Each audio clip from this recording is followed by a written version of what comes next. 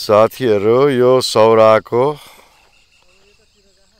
बीच जंगलबाट बगिरहने भएकी राप्ती नदी। यहाँ चराचुरुङ्गी बाघ भालु सबको लागि तिर्खा मेटाउने राप्ती नदी। कञ्चन हुन त माछाहरु पनि छ होला।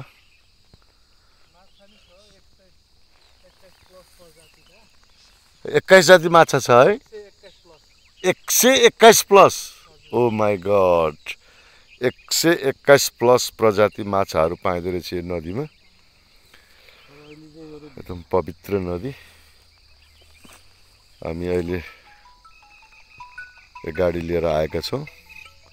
आशा छ बाघ गैंडाहरु पनि देखिन्छ भनेर। देखिएपछि म हजुरहरुलाई अवश्य देखाउने छु। जसको वालमा यो भिडियो आएको छ लाइक कमेन्ट चाहिँ नबिर्सिदिनु होला प्लिज।